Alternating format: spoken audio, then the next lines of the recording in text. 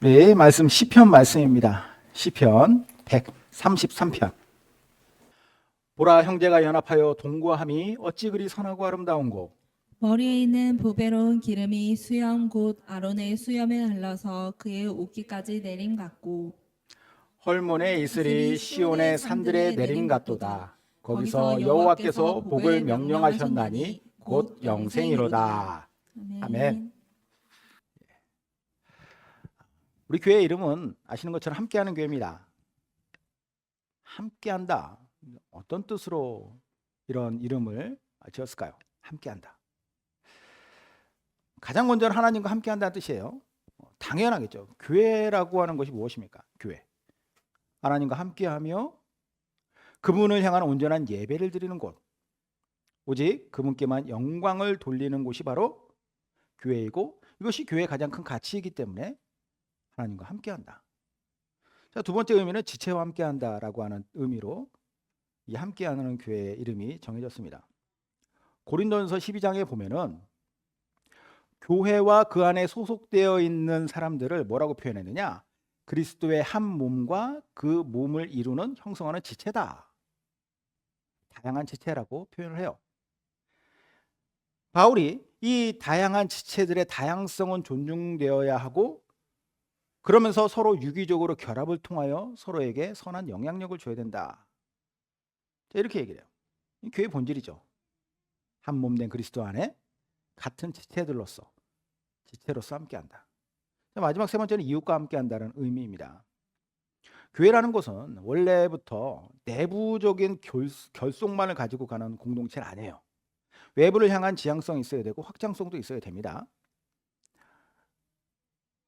우리만 최고라고 하는 이기적인 마인드가 아니라 세상을 향해서 건강한 믿음 가지고 포용적인 마음을 가지고, 또 요즘 이 시대에 더 특히 강조되고 중요한 거, 상식적인 그러한 생각을 가지고 세상으로 나아가 선한 영향력 끼치자라는 것이죠.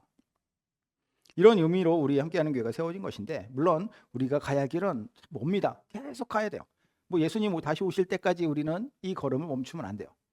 이 가치와 그리고 기준을 가지고 우리가 늘 살아가야 한다라는 것이죠. 이를 위해서 오늘 이 시간에 우리 자신을 한번 다시 돌아보면서 교회의 본질에 대해서 한번 생각해 보려고 합니다. 자, 시편에서도 정말로 짧은 축에 속하는 거에 바로 오늘 본문 시편 133편이에요. 가장 짧은 거는 딱 두 절짜리도 있어요. 근데 시편 133편은 보시다시피 세 절로 되어 있습니다. 이 시편 133편은 다윗이 지어 부른 노래예요. 그래서 표제어에 뭐라고 되어 있느냐? 다윗의 곧 성전에 올라가는 노래, 이렇게 되어 있어요. 다윗이 지어 부른 시인데 언제 불렀느냐? 성전에 올라가면서 불렀다. 성전에 올라가면서. 이스라엘의 왕인 다윗은 성전이 있는 시온산이라고 하는데 이 시온산으로 쭉 올라가고 있었어요. 그가 성전에 올라갔던 목적이 있습니다. 개인사 때문에 간 게 아니라 모든 이스라엘 백성들과 함께 하나님께 올려드릴 제사를 위해서 성전에 올라가고 있었어요. 못해도 수만 수십만은 됐겠죠. 이 많은 사람들과 함께 성전으로 막 올라갈 때 당연히 왕이니까 대제사장과 함께 맨 선두에 섰겠죠. 선두에 서서 그 시온산을 쭉 올라가서 정상까지 가서 뒤를 돌아봤을 때에 그가 이 시를 지어 불렀습니다. 그의 눈앞에 펼쳐진 광경을 보면서, 수많은 백성들이 줄지어 성전산을 오르고 그들의 목적은 하나님께 제사를 드리고자 하는 하나의 목적을 가지고 우리가 이곳으로 모여들고 있구나. 다윗이 큰 감격에 휩싸요. 그래서 이 장면을 그가 시로 노래한 것인데, 저는 이 본문을 볼 때마다 이런 생각을 합니다. 이 시만 봐도 다윗의 마음이 느껴지는데 벌써 만약에 내가 그 시간에 그 현장에 다윗과 함께 서 있으면 어떨까? 그 모습, 그 광경을 보면 얼마나 감격적일까? 이런 생각을 했습니다. 훨씬 더 압도되는 느낌이 있었겠죠. 그건 불가능한 일이니까. 어쨌든 다윗의 이 시를 통해서 그가 본 광경을 통해 그가 노래하는 그 마음을 우리가 함께 느껴봤으면 하고, 그리고 다윗의 이 시에서 중요한 것은 어떤 감격적인 감동만이 중요한 게 아니라 그 안에 담겨 있는 메시지예요. 이 안에 담겨 있는 하나님의 백성들이 소속된 공동체, 이 교회에 대해서 하나님께서 마치 다윗의 입을 통해 그가 노래한 것이 우리에게 교회 공동체라는 것이 이런 것이구나라고 하나님께서 알려주시고자 했다라는 것이죠. 자, 그러면은 한 절 한 절 짚어가면서 이 교회 공동체, 특별히 다윗이 집중하게 이야기하는 것이 뭐냐? 교회는 귀하고 복되다. 왜 교회라고 하는 공동체는 귀하고 복되다라고 할 수밖에 없느냐? 세 가지로 노래하고 있습니다. 첫 번째, 교회는 에클레시아이기 때문에, 에클레시아. 하나님께서 부르신 기쁨의 공동체이기 때문이다. 보라, 형제가 연합하여 동거함이 어찌 그리 선하고 아름다운고. 자, 다윗이 감탄사로 이 시를 시작해요. 보라, 너희도 이 광경을 다 봤으면 좋겠다.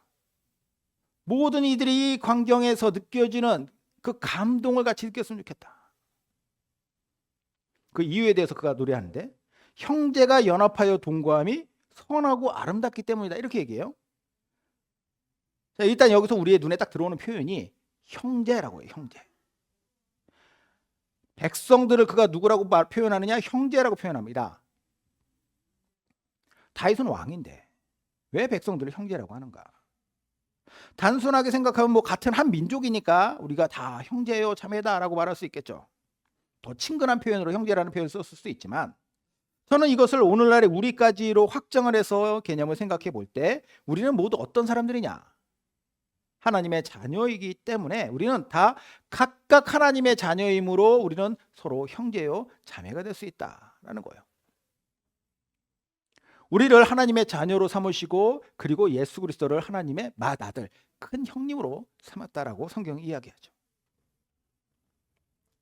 우리가 형제요 자매가 될 수 있는 것은 하나님으로 인해서 형성된 이 관계성이라고 볼 수가 있습니다.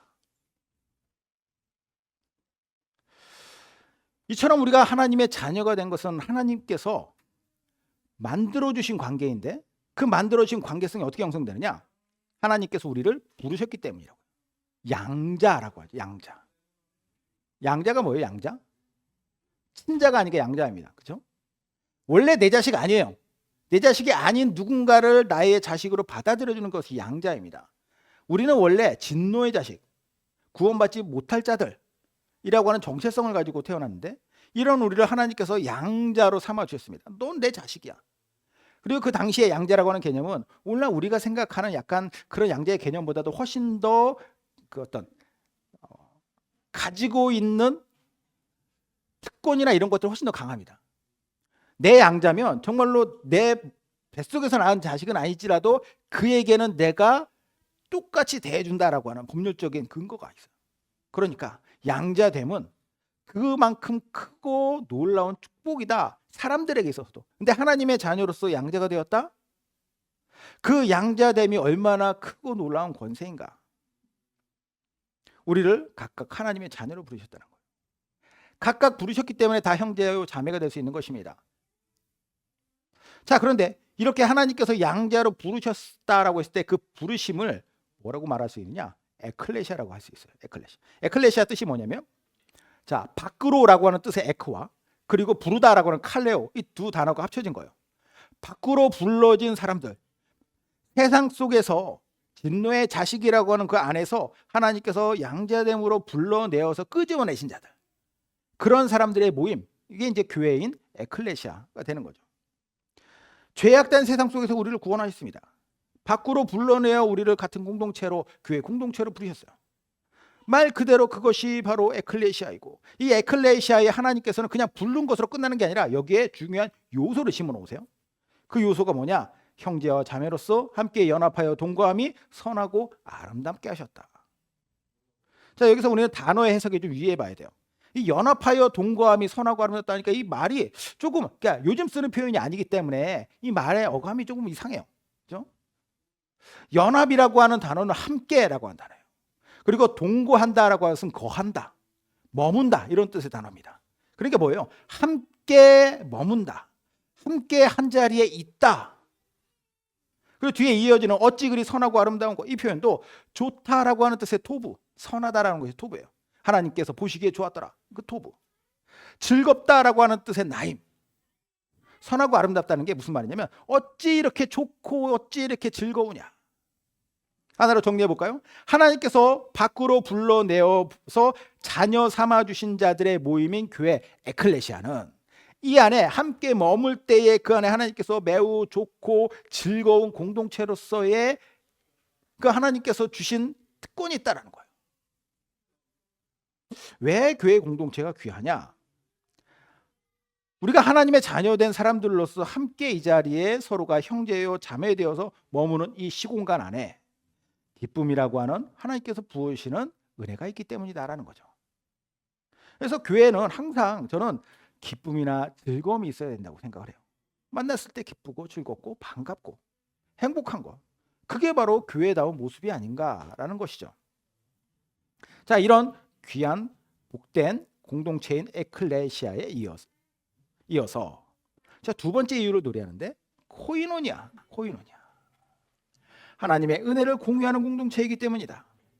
머리에 있는 보배로운 기름이 수염 곧 아론의 수염에 흘러서 그의 옷깃까지 내림 같고 헐몬의 이슬이 시온의 산들에 내림 같도다. 코이노니아 많이 들어보셨죠? 코이노니아는 나눔 혹은 어떤 교제, 참여 이런 뜻이에요. 하나님께서 교회라고 하는 공동체를 부르셨는데 그 안에 우리가 형제요 자매가 되었다고 하지 않습니까? 이 안에서 마치 우리나 하나에 보이지 않는 띠로 엮이듯이 연결이 됩니다.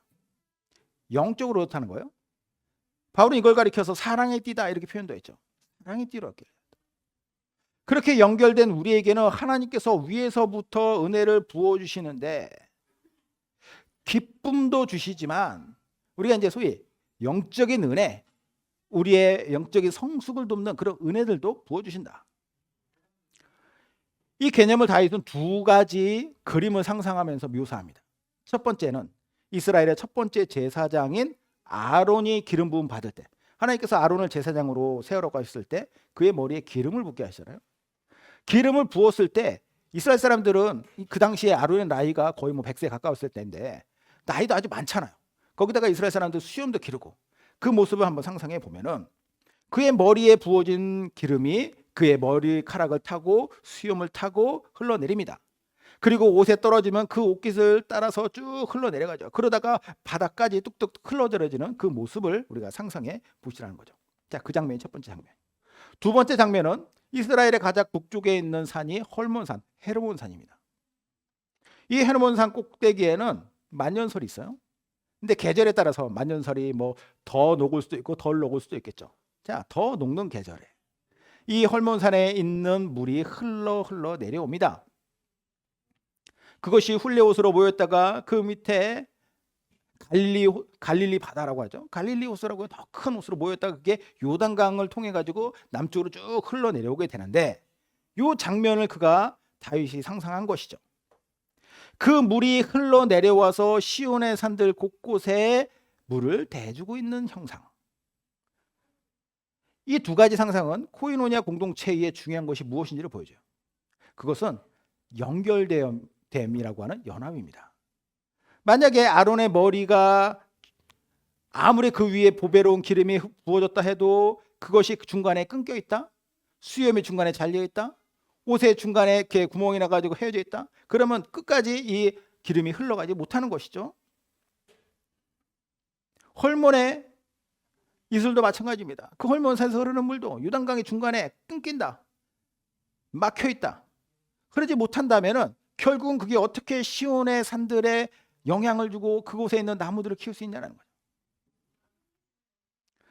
이 묘사를 바탕으로 우리는 교회의 중요한 것이 무엇인가를 볼 수 있게 돼요. 끊어지지 않는 연합이다. 서로가 서로에게 거룩한 은혜의 길이 되어주는 것. 그게 중요한 거죠. 코이노니아라고 하는 연합.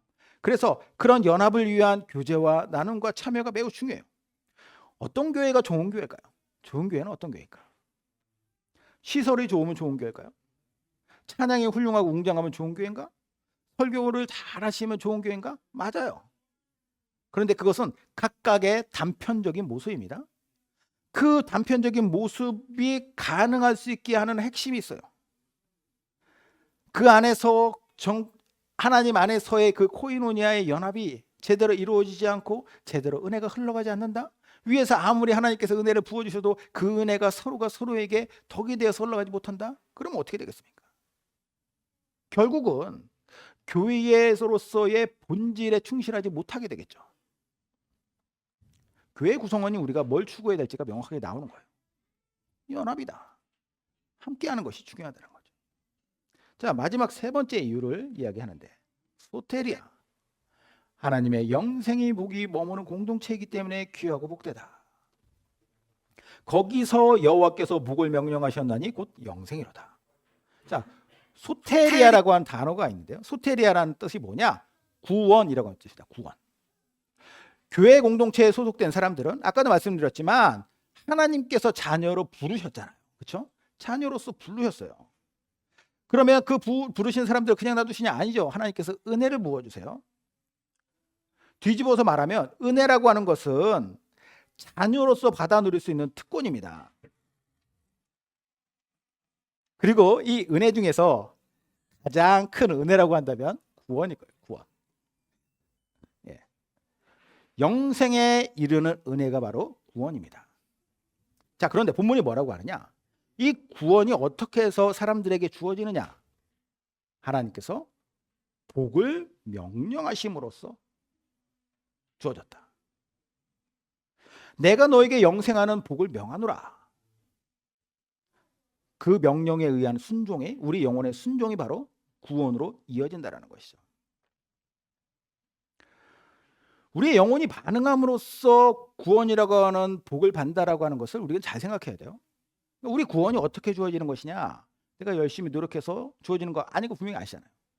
하나님께서 잘 이렇게 세팅해 놓으셨는데 그 마지막에 내가 끝부분에 딱 채워넣었을 때 구원이 되느냐? 아니에요.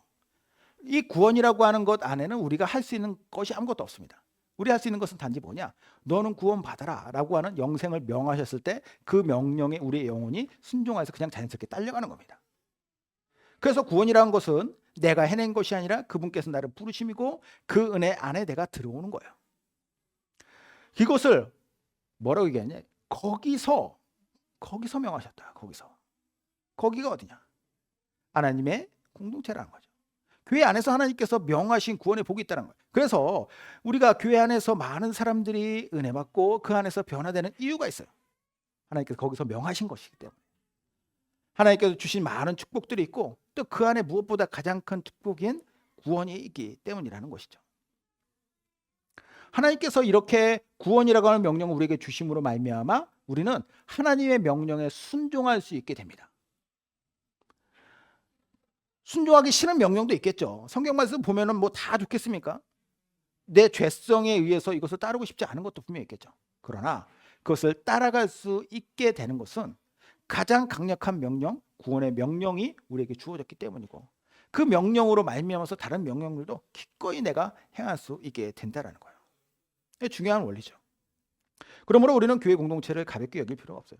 그래서도 안 되고 모든 중심의 핵심에는 예배가 있고 그 밖에 여러 교제의 모임들도 다 이 원리 안에 있는 거예요. 그 안에 영생의 축복이 있고 또 은혜가 있으며 기쁨이 있다. 소테리아, 코이노니아, 에클레시아. 그게 바로 교회의 본질이고 이것이 교회의 복인 것입니다. 오늘 우리는 다윗이 성전에 오르면서 감격하며 불렀던 시를 같이 봤는데요. 3000년 전 시예요. 3000년 전 그의 노래에 오늘날 교회의 본질이 그대로 담겨 있습니다. 교회는 어떤 곳이냐? 교회 공동체는 기쁨이 있는, 하나님께서 불러내신 기쁨이 있는 부르심받은 에클레시아다. 교회는 무엇이냐? 은혜가 있는, 같이 연합되어 그 은혜를 흘려보내고 같이 누릴 수 있는 코이노니아, 교제의 공동체다. 교회는 구원의 명령, 거기서 하나님께서 영생을 명하신 소테리아, 구원의 명령이 있는 것이다. 그러므로 이 같은 원리 안에서 우리가 우리 교회를 더욱더 아끼고 더욱더 사랑하고 주님이 다시 오실 그날까지 우리 이 교회의 진정한 목적과 가치 안에서 우리가 살아가자라는 것이죠. 그렇게 살아갈 때 주님 다시 오실 날 우리에게 하실 말은 한마디밖에 없어요. 잘하였도다. 착하고 충성된 종아, 천국 잔치에 같이 참여해요. 나와 함께 누리자. 그날까지 우리가 이 교회를 더 사랑하고 이 교회 안에서 하나님의 영광 위에 달려가는 저와 여러분 되시기를 주님의 이름으로 축원드립니다. 아멘. 기도하겠습니다.